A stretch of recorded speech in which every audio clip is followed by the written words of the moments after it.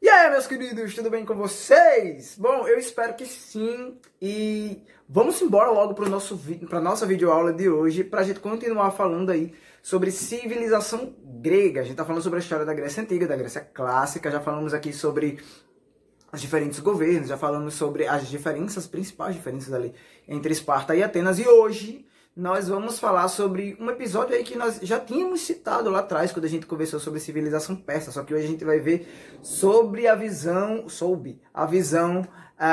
dos gregos. A gente vai falar primeiro aqui, nessa primeira parte do vídeo, sobre as guerras púnicas, as guerras contra os persas, que aconteceu ali inicialmente entre Esparta e os persas, e depois toda a Grécia unificada, expulsando os persas nessa tentativa que foi de uma expansão, né, de anexar a Grécia ao Império Persa.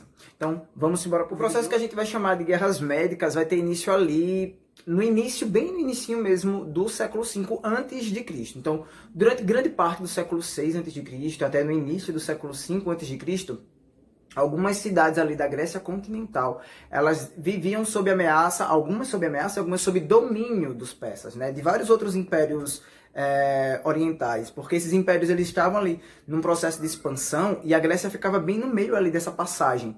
O Império Persa, para vocês terem uma ideia, nessa época ele já se estendia desde a Península Balcânica, ali tipo, dentro da Europa, até o atual Afeganistão, então já ia até o Oriente Médio, passava ali pelo território, muito próximo do território da Grécia.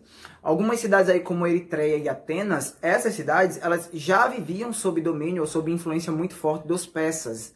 Mas os jônios, ali na cidade da Eritreia, em 497 a.C., vão tentar mudar essa história. Então eles organizam, né, uma iniciativa aí de se desvincular, né, expulsar as representantes persas que existiam ali na localidade e conseguir, então, uma unidade, uma independência, né, desse domínio persa. Atenas se junta, né, a esse, como é que eu posso dizer, a essa ofensiva, né, dos jônios, e eles começam ali esse processo, em 497 a.C., eles começam esse processo aí, do que foi as guerras médicas. Vai se arrastar por um bom tempo, então a gente vai ter principalmente até 490 a.C., batalhas constantes, né, entre algumas cidades da Grécia continental e os próprios, e Dário I, né, como líder dos próprios persas nessa época. No fim das contas, eles conseguem vencer, né? Os persas eles saem ali, em alguns lugares eles vencem e continuam mantendo seu domínio, mas em outros lugares, como em Atenas, eles perdem e são obrigados a se retirar. Isso vai gerar, 10 anos depois, como a gente já tinha visto lá atrás, a tentativa em Xerxes, que era filho de Dário I, de vingar a derrota do pai, que tinha acontecido lá em 490 a.C., quando os atenienses conseguiram expulsar de vez os persas da região de Atenas. E aí, né, em 480 a.C., começa a Segunda Guerra Pérsica, ou a Segunda Guerra Médica, que é quando Xerxes, agora munido de um grande exército, ele já tinha entrado em contato com a cultura africana, ele trouxe muitos soldados africanos, ele trouxe armas, animais africanos, para invadir a Grécia pela segunda vez. Essa segunda tentativa de entrada dos persas para domínio ali dentro da Grécia, ela é bem famosa, né? Tem uma batalha aí que é épica, uma batalha muito lembrada, que é a Batalha de Termópilas. Nessa Batalha de Termópilas, o que foi que aconteceu? O primeiro contato de persas com gregos nessa segunda entrada, né, em 480 a.C., se deu justamente com Esparta. Esparta que vivia sob domínio do rei Leônidas na época, né? E não ia deixar, não ia permitir, principalmente pelo orgulho dos espartanos, permitir que uma outra nação entrasse e tentasse dominar ali o território da Grécia. Então, com aproximadamente 10 mil homens, um exército gigantesco, né, Xerxes tenta dominar. Primeiro, eles, por muito tempo, mantêm ali acampamento numa região próxima, né, de Esparta, uma região que só era dividida por Esparta por um desfiladeiro. E aí, esse desfiladeiro, tipo, era muito difícil atravessar ele, e o grupo que tentasse atravessar primeiro podia cair em emboscada e acabar morrendo. Essa cena, inclusive, acontece no próprio filme 300, tá? Aqui a indicação do filme, assistam lá, para vocês tentarem visualizar mais ou menos aí o que foi essa batalha.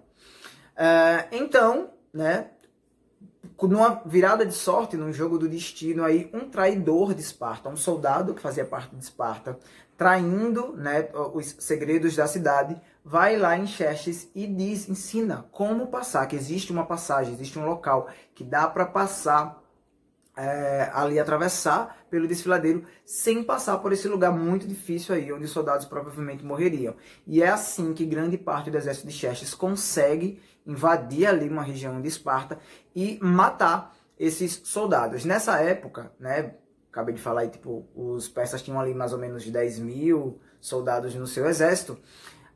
Os espartanos, por motivos políticos, né, por tensões ali da região, só tinham 300 homens formando seu exército e tinham mais outros 700 homens que eram de apoiadores. Então tinha ali um exército de 1000 homens, né, no total. Porém, espartanos, guerreiros espartanos, só existiam 300. Isso é justamente isso que dá o nome do filme, que tornou esse embate aí tão emblemático, né? Porque eles não desistiram, eles não voltaram atrás, eles foram para a guerra e acabaram aí tendo algumas vitórias, eles tiveram alguns avanços, mas acabaram, obviamente, os 300, ou quase todos os 300 soldados de Esparta sendo mortos pelo soldado de Xerxes. Então, esse primeiro embate, esse primeiro contato aí, vitória para os persas, mas isso não vai ficar assim. Depois de vencer os persas e ter dominado várias outras polis ali na Grécia, o próximo ponto era o quê? Se não destruir Atenas. Sim, Atenas que viveu há uns anos atrás sob domínio dos persas, mas agora já era uma grande polis, já era uma polis que tinha muita influência depois que se livrou da influência dos persas, influência dentro de outras polis, em outras regiões da Grécia. Então, né, se dirigem para lá os persas para tentar invadir. Eles invadem, saqueiam, queimam grande parte da cidade de Atenas, porém Atenas já tinha uma das maiores frotas de navios de combate nessa época. E aí, liderados por Temístocles, eles conseguem, né, vencer os persas, eles vencem a frota persa, afundam vários navios grandes, importantes para o Império Persa, na Batalha da Salamina, isso em 480 ainda, isso tudo no mesmo ano. Aí, já um tempo depois, né, a batalha, as tentativas de domínio vão continuar, Atenas vai buscando aí outro apoio, consegue juntar um exército gigantesco, eles conseguem juntar praticamente toda a Grécia, todo o lado continental da Grécia, inclusive algumas ilhas também ajudam, formando aí a Liga de Delos. Né? A Liga de Delos é formada pela primeira vez para combater os persas, né? Depois ela vai ter uma outra importância mais para frente.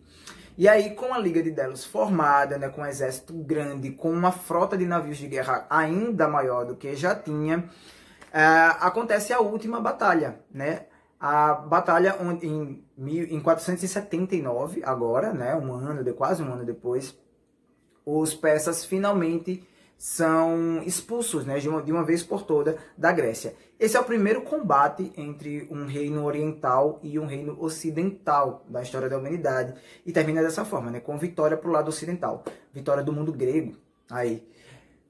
As coisas vão mudar dentro da Grécia depois dos resultados dessa guerra, porque os atenienses, né, que viviam ali em pé de guerra com os espartanos para decidir quem era, afinal de contas, o mais influente, né, a polis mais influente dentro da Grécia, agora conseguiram um grande feito em batalha que os espartanos ainda não tinham conseguido, derrotar exatamente os persas. E isso vai fazer com que Atenas desponte aí como a principal líder, a principal polis em liderança dentro da Grécia. Isso vai mudar aí o rumo de todas as relações entre as polis a partir daqui. Vamos entender por quê. Como foi Atenas que conseguiu trazer, sob a liderança de Atenas, né, que conseguiu chegar aí à vitória contra os persas, Atenas desponta como grande líder. E isso vai fazer com que ela ganhe uma influência muito forte em cima de várias outras polis.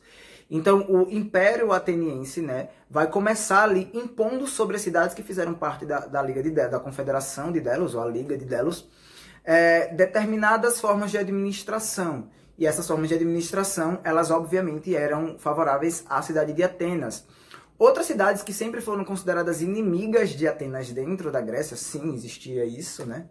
Elas começaram a ser atacadas ou sofrer uma repressão por parte dos atenienses e de seus aliados. Então as coisas começaram a ficar meio que uma guerra interna, né? Gregos contra gregos. E é isso que vai ser a Guerra do Peloponeso.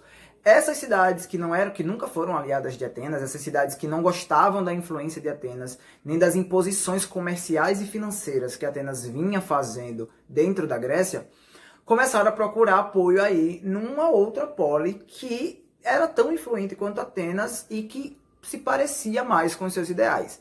E não é que eles vão buscar apoio em Esparta? Sim.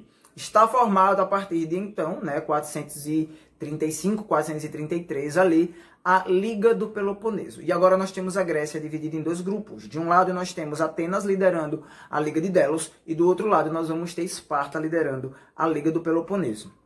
Para quem se interessar aí, né, o Peloponeso é uma península ali que faz parte da região de onde a Grécia se desenvolveu. Dentro dessa península do Peloponeso, várias polis se desenvolveram. A mais influente de todas, obviamente, era Esparta. E é por isso que ela aí é tida como a grande líder, né? Uma grande liderança dentro desse período dessa batalha. As cidades da Liga do Peloponeso começam a se organizar para invadir e destruir a Ática, que era a região onde se desenvolvia ali atualmente o grande Império Ateniense. E isso vai acontecer em 431 a.C., que é quando oficialmente começa a Liga do Peloponeso. Durante uma boa década aí, né, essa briga vai se arrastando, né, em alguns momentos as cidades que mais recebiam o impacto dessa batalha física que aconteceu mesmo, guerra interna dentro da Grécia, uma hora o lado do Peloponeso sofria mais, numa outra hora o lado da Conferência de Delos sofria mais, mas o mais importante de tudo é que a Grécia foi se enfraquecendo com o passar do tempo, né, porque todas as batalhas ali da briga aconteciam dentro do próprio território da Grécia. Então chegou um momento ali em que quase todas as cidades, todas as polis gregas estavam praticamente destruídas. E isso vai ter uma repercussão muito maior, mas de uma forma tão negativa, ou mais negativa, do que já se esperava no início dessa batalha aí, que a gente pode chamar, e eu sempre chamo aí, nessa batalha de gregos contra gregos, né? Tendo em vista aí toda essa destruição, toda essa fraqueza que estava se impondo em toda a região da Grécia, foi dada uma trégua ali em 421 a.C. e essa trégua durou até 415 a.C. Prestem atenção, a gente fala quantos são essas datas que são antes de Cristo, a gente conta em ordem decrescente. Então a gente vem de 421 até 415, né? Tendo aí esse tempo para eles se respirarem e tentarem reestruturar a sua economia. Em 415, volta aí uma nova fase de batalhas dentro da Guerra do Peloponeso, que vai até 405, sim, mais uma década aí, que vai terminar com a vitória da Liga do Peloponeso, liderado pelos espartanos. Eles vencem e é dado o golpe da oligarquia. Né? Para quem não lembra, a gente viu aí há 2 aulas atrás, uma oligarquia é um governo de poucos, né? É um governo para poucas pessoas, onde somente praticamente ali só a nobreza vai ter direitos. Então, os oligarcas, né, os monarcas, a nobreza, vai lá e expulsa todos os democratas atenienses, destroem todo o histórico da cultura ateniense, né, que tinha se desenvolvido ali e se espalhado para várias outras cidades, e implementam uma nova forma de governo, né? O governo oligárquico dentro da Grécia é tido agora aí, nessa última fase, como o principal tipo de governo. O que vai acontecer a partir daí é que, por todo o prejuízo econômico, por toda a destruição que se espalhou pela Grécia durante esses primeiros 10 anos, depois um intervalo, depois mais 10 anos de guerra, é que os prejuízos econômicos e na estrutura da Grécia foram inevitáveis. Estava tudo muito fraco, e mesmo com a liderança de Esparta, a Grécia não conseguiu aí sustentar a invasão dos macedônicos, porque sim, mais um povo vinha se expandindo por toda a Europa, né? Vocês inclusive já devem ter ouvido falar em Alexandre o Grande, que conseguiu fazer o maior império da história da humanidade até os dias de hoje. Porém, e ele é macedônico, porém não é ele que vai dominar a Grécia, né? Essa dominação dos macedônicos sobre a Grécia acontece antes, acontece com o pai dele, Filipe II. Mas isso é conteúdo para uma outra aula. Por aqui a gente já entendeu tudo, né? Desde quando surgiu a Grécia clássica e agora, infelizmente, como os próprios gregos ajudaram a destruir toda a estrutura, né? A grandiosa estrutura que a Grécia se tornou, e assim sendo dominada por um outro povo. E é assim que acaba a história da Grécia. Mas nós não acabamos de falar sobre Grécia. Temos ainda uma outra aula, a aula que vem, falar sobre cultura, né? Sobre as artes que se desenvolveram na Grécia e como a gente percebe esses traços culturais gregos até os nossos dias de hoje. Por que é tão importante a gente estudar civilizações clássicas, especificamente agora a Grécia? Pessoal, é isso. No demais, é o de sempre. Tem dúvida? Deixa um comentário aqui embaixo que eu vou voltar e olhar depois. E tchauzinho. Até a próxima aula.